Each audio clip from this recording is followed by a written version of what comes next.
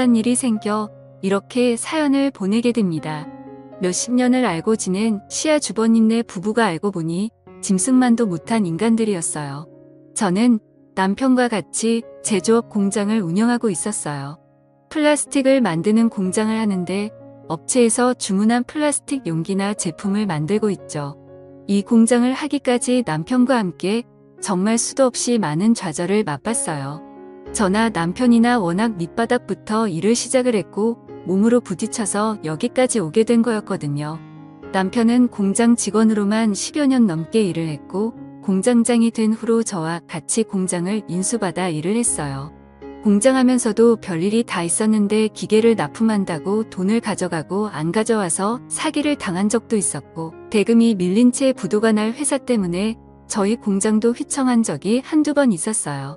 그렇게 몇 번의 고비를 겪고 나서 인건비라도 아껴보겠다며 저도 같이 공장에 나갔고 명절을 제외한 나머지는 매일같이 공장으로 출근을 해서 살다시피 했습니다. 주변에 같이 일하시는 분들도 다르지 저희 부부한테 어쩜 그렇게 열심히 사냐고 했어요. 그 정도로 악착같이 살았습니다. 이렇게 살다 보니 또 그만큼의 보상도 뒤따르더라고요. 지하 월세방에서 살던 내 식구가 큰 평수는 아니지만 32평대 아파트에서 살게 되었고 두 딸들 대학까지 다 보낼 수 있었어요. 그래도 아직까지 애들 생각하면 마음이 아픈 게 저희 부부는 돈 번다고 매일같이 공장에 나가 있었으니 제대로 같이 시간을 보낸 적도 없었어요. 딸 둘이서 알아서 다 밥 차려 먹고 설거지 해놓고 그랬죠. 그렇게 저희 공장이 어느 정도 자리를 잡혔을 때 남편의 형인 아주버님이 저희한테 일을 같이 좀 하자고 하시는 겁니다. 이 아주버님으로 말할 것 같으면 평생을 저희한테 손을 벌리고 사신 분이세요. 맨날 사업한다고 돈 좀 빌려달라 해놓고 돈도 안 갚으시고 장사한다고 돈 좀 빌려달라고 하면 1년도 안 돼서 다 말아먹으시는 분이셨죠. 얼마나 뻔뻔한지 돈 좀 갚으라고 하면 가족끼리 야박하게 무슨 돈을 갚냐고 하셨어요. 워낙 저희 남편 성격이 착해 빠지고 정이 많아서 시댁 식구들이 죽겠다고 죽는 소리 하면 다 도와주곤 했어요. 남편의 이런 성격이 남들한테는 100이어도 저한테는 0점이었네요. 그리고 아주버님이 이렇게 덕이고 만장했던 게 시어머니가 한몫하셨는데 저희 어머니는 본인 큰 아들이면 아주 사족을 못 쓰세요. 같은 아들이어도 장남이 최고라며 장남이 하는 말이면 무조건 다 맞다고 하셨죠. 한 번은 시어머니가 저희 남편한테 네 형이 지금 돈 때문에 힘들어하는데 동생이라면 형님이 돈 좀 쓰세요 하면서 얼마 주워주고 그래야지. 너는 공장하면서 돈 벌고 있는데 네 형은 지금 직업도 업장이야 하시는데 저는 그런 어머니한테 안 된다고 했어요. 그러니 새노인네가 기운도 좋으니 저한테 빽소리를 지르며 식구들 다 있는 데서 표독을 퍼겁니다. 너는 남의 집 식구 주제에 네가 뭔데 돈을 줘라 말아라 하고 있어. 겁대가리 없이 우리 큰아들이 하는 일에 업혀가면서 그 공장이 네 공장이냐 너는 그냥 쥐 죽은 듯이 시키는 거다 해라. 어딜 남자가 하는 일에 나서고 있어 하셨어요. 그러니 형님도 말했습니다. 동서 참말 서운하게 한다. 아니 공장하면서 돈 좀 벌었다 이거야 뭐야. 지금 우리 애들 아빠 직업 없다고 무시해. 대단한 게 하는 것도 아니고 그깟 공장하면서 사람이 한결같아야지 참속 보인다 하시는데 근데 저도 그런 형님한테 그럼 형님이랑 아주버님은 사람이 한결같으셔서 그동안 저희한테 빌려간 돈 한결같이 안 갚고 계시는 거세요. 형님야말로 그 밥에 그 나물이라고 아주버님하고 똑같으시네요. 했어요. 매번 참고만 있었는데 할 말 다 했죠. 그러니 제 말이 끝나자마자 시어머니 신고 있던 슬리퍼를 저한테 던지면서 나가라고 소리를 치셨어요. 그렇게 못 베어먹은 애가 집에 들어오니 눈에 뵈는 게 없지 하셨죠. 그러면서 너는 이런 대우받아도 싸다 하셨네요. 시댁 식구들 다 이런 식이었어요. 결국 남편은 본인 형을 직원으로 채용을 했어요. 근데 아주버님 3개월 정도 일하고 나오지도 않았죠. 제가 오죽하면 남편한테 당신은 어디서 주워온 자식 아니냐고 했어요. 그나마 남편이 제일 멀쩡했거든요. 그러다 제 나이 50되던 해 남편과 슬슬 노년을 계획해야 할 때 커다란 시련이 닥쳐왔습니다. 저희 남편이 하늘나라에 가게 되었어요.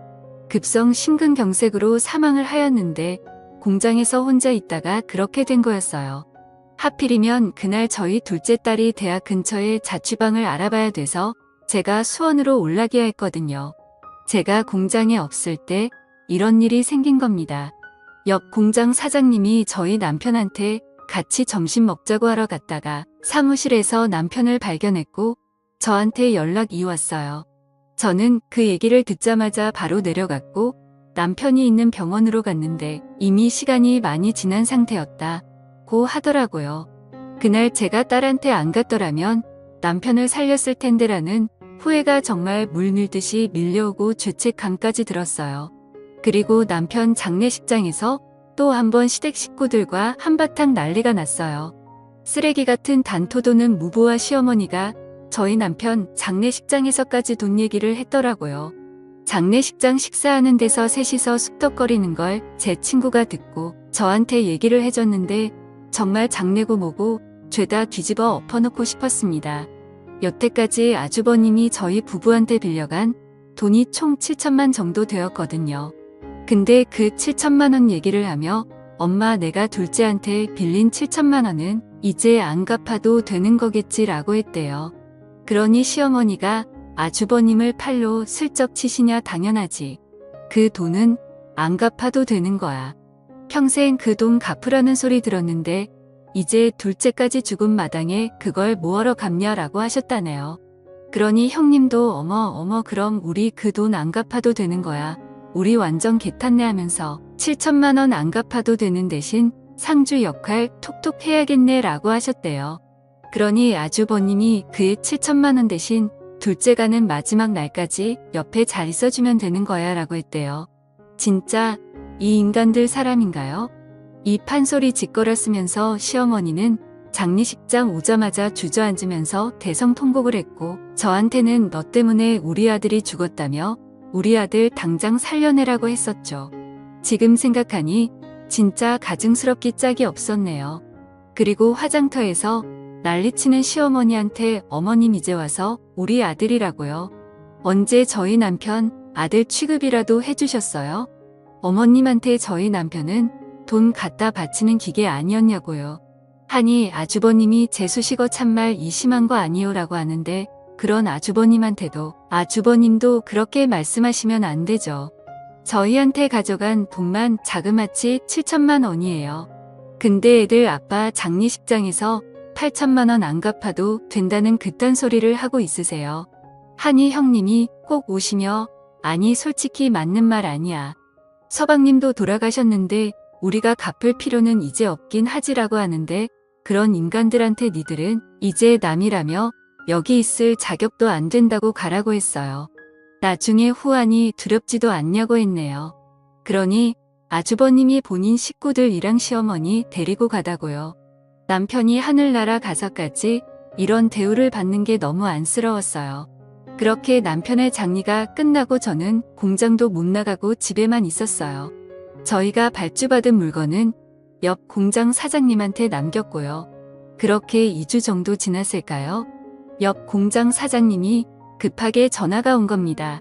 그러면서 사장님 공장 내놨어요 라고 하는데 저는 무슨 소리냐고 했어요. 그러니 지금 어떤 사람들이 와서 견적 알아보고 시세 파지고 있는데 그 말 듣자마자 공장으로 달려갔고 아니나 다를까 아주버님네 부부가 떡하니 팔짱을 끼고 공장을 이리저리 돌아다니는 겁니다. 앞서 말했듯이 아주버님을 직원으로 채용했을 때 그때 아주버님이 저의 공장키를 가지고 있었거든요. 그게 화근이었죠. 그리고 제가 공장에 갔을 때 이미 공장에 있던 기계들은 어디 갔는지 온데간데 보이지 않았어요. 저는 아주버님한테 기계를 다 어디 갔냐고 했어요. 그러니 말 같지도 않는 소리를 하는 겁니다. 아, 그 기계가 오래돼서 기름칠이라도 다시 하려고 수리 맞겠어요 라고 하는데 아주버님 무슨 말 같지도 않는 소리를 하세요. 기름칠하려고 몇 톤씩 되는 기계를 옮겨요? 설마 기계 다 갖다 팔았어요? 라며 미친 사람처럼 소리를 질렀어요. 그러니 아니 재수 씨는 보름 동안 공장도 안 나온 주제에 책임의식도 없이 이제 와서 뭐 하자는 거예요? 이렇게 책임도 못 지는 공장 갖다 팔아버려야지 라며 내가 기계 팔았어요. 왜요? 라고 당당하게 얘기를 하는 겁니다. 저는 그런 아주버님한테 상욕을 하며 네가 진짜 사람 새끼냐고 했어요. 이런 말하면 당연히 안 되는 걸 알지만 이 상황에서 좋은 말이 나올 수가 없었어요. 니들이 뭔데 우리 부부가 평생 일길론 자리를 니들이 뺏냐고 했어요. 그러니 아주버님은 이 공장 이후에 재수식계라며 공장도 이렇게 방치해놓고 제대로 관리도 못하는데 이 공장 엄연히 우리 동생 거고 나는 우리 동생이랑 피가 섞인 형제야. 형제가 대신 공장 정리해주고 있었는데 이게 어딜 지금 나타나서 행패야. 행패는 왜 우리 동생 돈이 탑이나 한가라고 하는데 이 사람들 진짜 미친 게 아닌가요? 저는 아주버님 내 부부한테 니들 이거 범죄야. 범죄 니들이 지금 무슨 짓을 했는지 모르지. 뭐 동생 거라서 대신 정리를 해주고 있다고 법으로 그렇게 해도 된다고 그래. 니 이것들이 아주 콩밥 먹어야 정신을 차리겠네. 어딜 겁대가리 없이 남의 소유물에 손을 대하며 경찰서에서 보자고 했어요. 그리고 저는 곧장 경찰서로 갔고 아주버님네 부부 절도죄로 고소를 했습니다.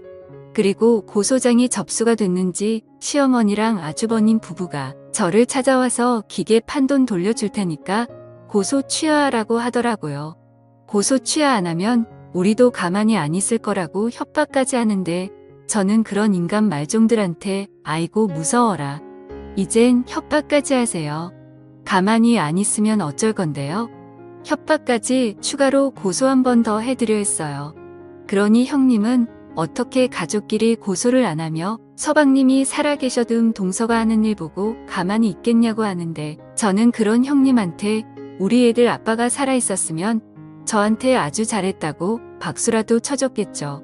당신들은 콩밥 먹고 제대로 정신 차려야 갱생이 될까 말까 하는 인간들이라고 했어요. 아주버님 내 부부는 경찰서 출석해서 조사를 받았는데 아는 업자한테 거짓말까지 해가며 기계를 팔았더라고요. 제가 대신 팔아달라고 했다네요. 그렇게 기계 판 돈이 자그마치 1억이 넘었고 경찰서에서 대질 조사받을 때 그 돈 다시 돌려주면 되지 않냐고 하는데 수사관도 어이없어 하시며 그게 다시 돌려준다고 되는 일이냐고 하시더라고요. 이 정도로 무식한 사람들이에요. 설마 제가 고소까지 할 줄은 몰랐다고 하네요. 저는 고소 취하할 생각 없고 끝까지 간다고 했어요. 하늘에 있는 저의 남편 생각해서라도 이렇게 하는 게 맞는 것 같아요. 시어머니는 시도 때도 없이 저를 찾아와선 동네방네 소리를 지르며 집안에 여자 하나 잘못 들어와서 우리 집을 풍비박산 낸다고 여기 악마가 살고 있다고 하시는데 그럴 때마다 전 시어머니 대꾸도 안 하고 경찰 불렀습니다.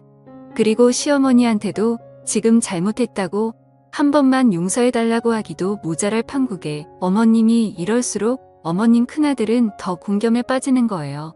그것만 알고 라고 했습니다.